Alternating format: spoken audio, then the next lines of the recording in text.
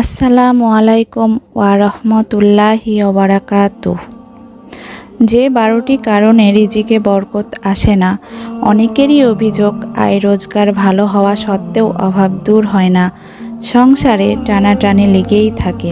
দিনরাত পরিশ্রম করেও সুখের দেখা মেলে না। কোথায় যেন কি নেই।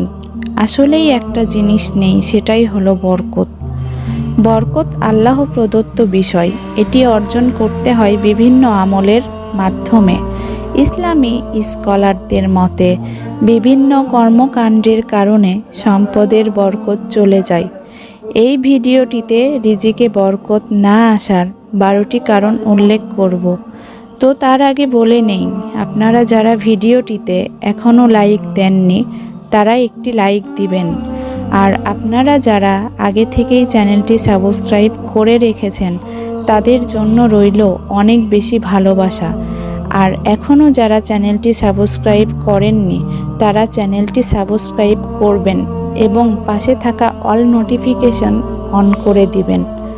তো চলুন জানা যাক সেই 12টি কারণ, যে কারণগুলির কারণে রিজিকে বরকত আসে না। নম্বর 1, গান শোনা, মুভি দেখা ও অন্যান্য পাপের কারণে রিজিকে বরকত আসে না। গুনাহের কারণে যেমন মানুষের আযাব গজব নাজিল হয়, তেমনি জীবিকার বরকত দূরীভূত হয়ে যায়।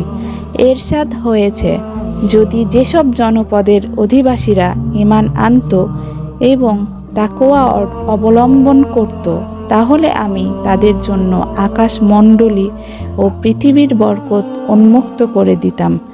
কিন্তু তারা প্রত্যাখ্যান করেছিল, সুতরাং তাদের কৃতকর্মের জন্য তাদের শাস্তি দিয়েছি। সূরা আরাফ আয়াত নাম্বার 96।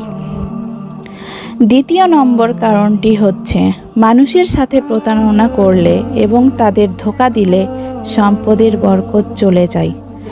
রাসূল সাল্লাল্লাহু আলাইহি ওয়াসাল্লাম বলেন, ক্রেতা বিক্রেতা যতক্ষণ পরস্পর বিচ্ছিন্ন না হয় ততক্ষণ তাদের এখতিয়ার থাকবে ক্রয় বিক্রয় সম্পন্ন কিংবা বাতিলের।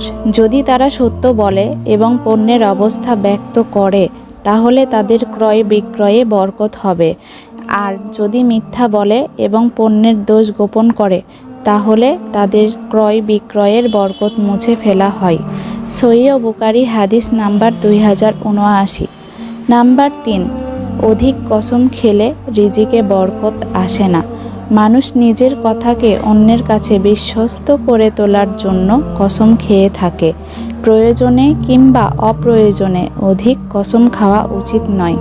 মিথ্যা কসম খাওয়া বড় ধরনের পাপ, যার কারণে সম্পদের বরকত চলে যায়। রাসূল সাল্লাল্লাহু আলাইহি ওয়াসাল্লাম বলেন, তোমরা ক্রয় বিক্রয়ে অধিক কসম করা থেকে সাবধান থেকো, কেননা নিশ্চয় তাতে মিথ্যা কসমে বিক্রয় বেশি হয় কিন্তু পরে বরকত ধ্বংস করে। সহিহ মুসলিম হাদিস নাম্বার 2793। 4 নাম্বার কারণটি হলো, সুদে আদান প্রদান করলে রিজিকে বরকত আসে না। সম্পদ বাড়ানোর জন্য মানুষ সুদ গ্রহণ করে, অথচ সুদের আদান প্রদান করলে জীবিকের বরকত দূর হয়ে যায়। আল্লাহ তাআলা বলেন, আল্লাহ সত্যি নিঃশেষ করেন ও সদকায় প্রবৃত্তি দান করেন। সূরা বাকারা আয়াত নাম্বার 276। নাম্বার 5, নিয়ামতের শুকরিয়া আদায় না করলে বরকত আসে না। আল্লাহ তাআলা তার অশেষ রহমত দ্বারা আমাদের ঘিরে রেখেছেন। রিজিক তার অন্যতম নিয়ামত। এসব নিয়ামতের শুকরিয়া আদায় না করলে বরকত ও কল্যাণ লাভ করা যায় না। আল্লাহ তাআলা বলেন, যদি তোমরা কৃতজ্ঞতা স্বীকার করো তাহলে আমি অবশ্যই বেশি বেশি করে দিব, আর যদি অকৃতজ্ঞ হও তাহলে মনে রেখো নিশ্চয়ই আমার শাস্তি অত্যন্ত কঠোর। সূরা ইব্রাহিম আয়াত নাম্বার 7। নাম্বার 6, কৃপণতা করলে রিজিকে বরকত আসে না। কৃপণতা মানুষকে পাপাচারে লিপ্ত করে, যা ইহকালীন ও পরকালীন জীবনে ক্ষতিগ্রস্ত হওয়ার কারণ। নবী করিম সাল্লাল্লাহু আলাইহি ওয়াসাল্লাম বলেন, তোমরা কৃপণতার ব্যাপারে সাবধান হও, কেননা তোমাদের পূর্ববর্তীরা কৃপণতার কারণে ধ্বংস হয়েছে। অর্থলোভ তাদের তার নির্দেশ দিয়েছে, ফলে তারা কৃপণতা করেছে। তাদের আত্মীয়তা ছিন্ন করার নির্দেশ দিয়েছে, তখন তারা তাতে লিপ্ত হয়েছে, এবং তাদের পাপাচারে প্ররোচিত করেছে, তখন তারা তাতে লিপ্ত হয়েছে। সুনানে আবু দাউদ, হাদিস নাম্বার 1698। 7 নাম্বার কারণটি হলো, প্রাপ্ত রিজিক ও ভাগ্যের উপর সন্তুষ্ট না থাকলে রিজিকে বরকত আসে না। আল্লাহ তাআলা বান্দাদের জন্য রিজিক বন্টন করে থাকেন। মানুষ আল্লাহ প্রদত্ত রিজিকের ওপর সন্তুষ্ট থাকলে তার জীবিকার বরকত লাভ হয়। পক্ষান্তরে ওই রিজিকের ওপর সন্তুষ্ট না হলে জীবিকার বরকত চলে যায়। রাসূল সাল্লাল্লাহু আলাইহি ওয়াসাল্লাম বলেন, আল্লাহ তাআলা বান্দাকে প্রদত্ত জিনিসের মাধ্যমে পরীক্ষা করে থাকেন।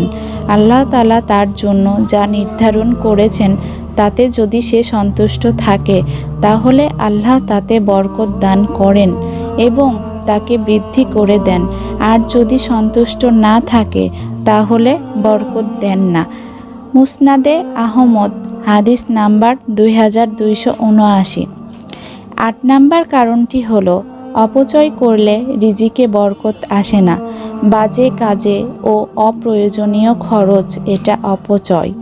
এটা মানুষের নিন্দনীয় স্বভাব, যার কারণে তার মধ্যে অন্যের সম্পদ আত্মসাৎ, দুশ্চরিত্র স্বভাব বিস্তার করে। এই জন্য ইসলাম এগুলো নিষিদ্ধ করেছে।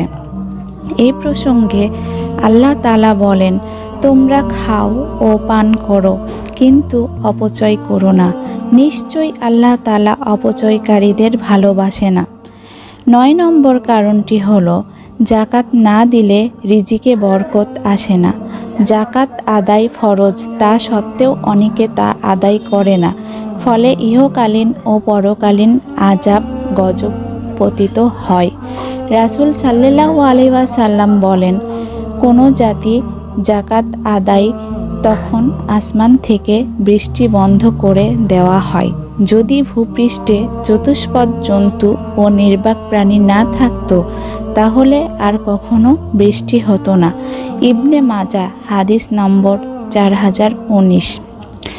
10 নম্বর কারণটি হলো, হারাম বা অন্যায় পথে সম্পদ অর্জন করলে রিজিকে বরকত আসে না।